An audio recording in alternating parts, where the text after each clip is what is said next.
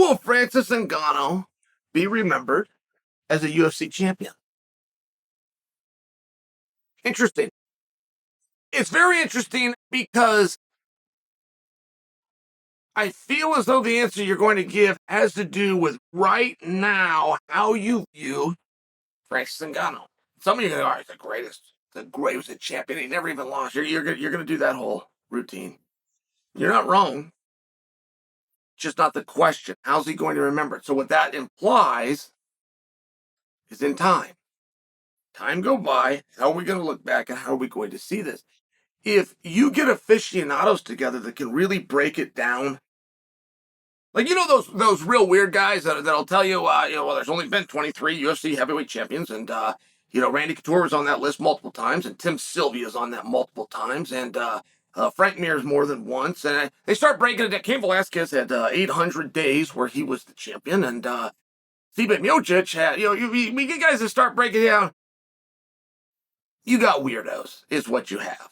And I don't feel that would apply to the question, because that doesn't incorporate the masses. They're going to take one look and then no, to either bravo for your past work or be a little bit more lukewarm. Like, I'll give you a great example on Ngannou.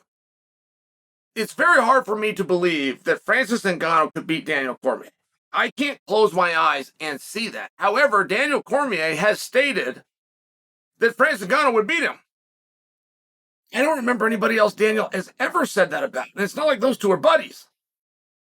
So I really don't have the ability to come in and say Daniel would beat Francis, even though it's what I think. I can't say that. I mean, if we're just talking and Daniel has already said, no, I can't, I've got to go with that. Would you put Verdum over Francis? Let's just ask you that question. If you look at what Verdum has accomplished, would you put him in front of Francis? Let's look at how Francis won the belt.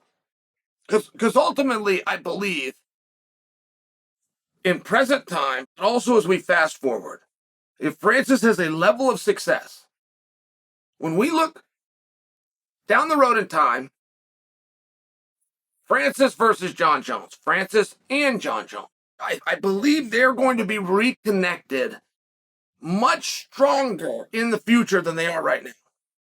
That only comes with Francis having success and Jon having continued success. But if that happens, that conversation of this era between those two will live on.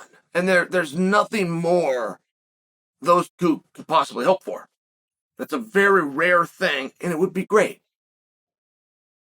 They both defeated the same guy to become champion. What do you make of that? And that is one that I don't have the answer to. Talking about Ciryl Gane. Ciryl Gane is great, for sure. I don't always make it sound like he's great, but he is. Ciryl was not scared of Francis. Francis will knock you out badly. Francis has knocked men out badly. That seems to me like that would be a scary thing. But Ciryl wasn't scared. Ciryl has also knocked men out. And I think the fact that they shared a practice room, it did what Clayton Hires calls, it took the mask off.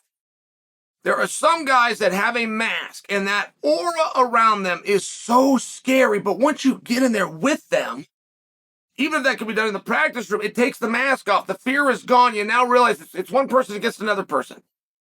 And I think that was very helpful for Ciryl. I think. Because Ciryl was frightened of Jon Jones to the point it paralyzed him.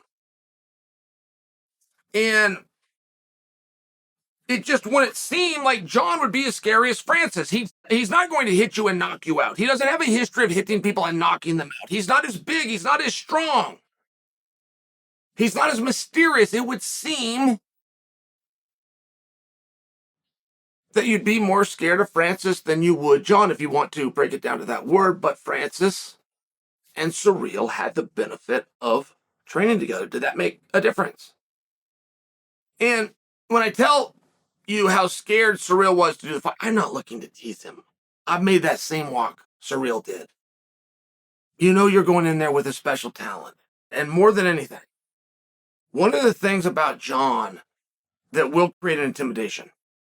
If you go and you watch his fights leading into your fight, you're going to go watch his fights, you and your trainer, and you sit down, you got a notepad. It's a very common part of the process.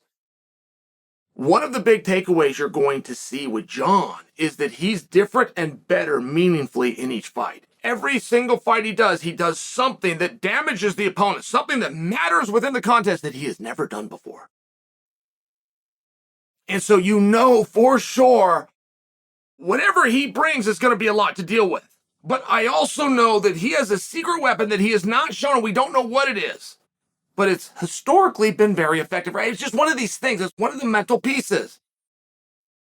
The takedown that Jon hit Surreal with, that's not a takedown. Like, don't go back and watch that if you're in a sparring fight and slow it down and try to figure out the technique. That should not have worked. That doesn't work. That's not a trained move. That's not a real move. Jon was not expecting that to get him down.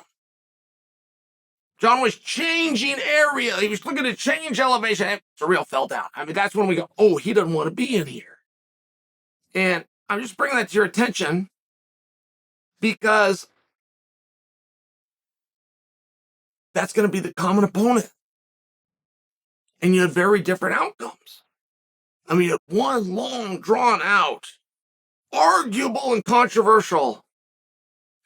And then you had another guy that had the most dominant victory in title fight history for that division.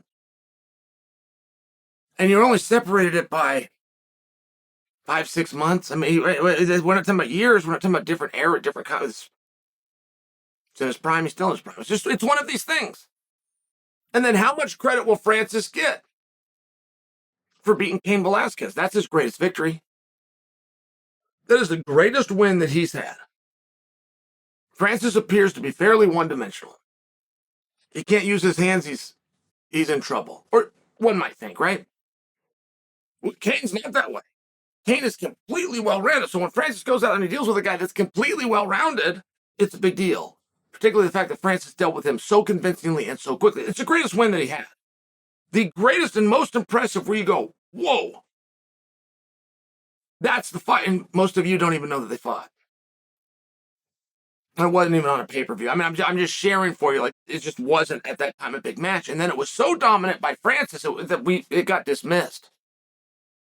And that will also happen. When a guy goes out and he's so dominant over his opponent and he does it so quickly, we will chalk it up to the referee misunderstood, and that's what many claimed in this fight.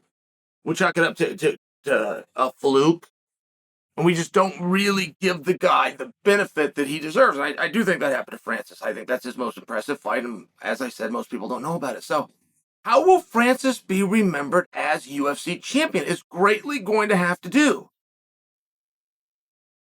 with how he does in the future. Because if he continues to win and Jon continues to win, and this is the fight that got away, I'm just saying someday they both retire and they go up, and that discussion will be that's going to be very helpful for them.